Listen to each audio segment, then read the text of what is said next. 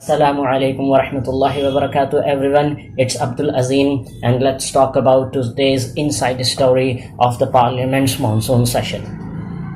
Parliament's monsoon session may end prematurely because of many MPs suffering from the coronavirus infection. Since the start of this session, number of positive cases have increased, so the government is deciding to reduce the duration of the session, said a parliamentary official.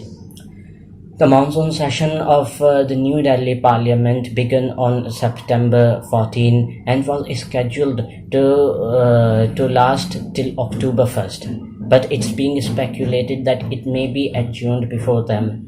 And in fact, two members of the parliament have said so far about 30 members of the parliament have contracted the coronavirus infection, which could lead to a decision to end the session very soon. According to the report published by the Hindi news portal, which is News 18, senior officials of the parliament have indicated that the term of the parliament may be reduced to 1 week because of the increasing cases. So that's the reason government is deciding or considering to reduce the duration of the meeting. And it should be noted that the government has made it mandatory for the journalists who admitted to the parliament to undergo daily antigen tests to cover the monsoon session on Saturday.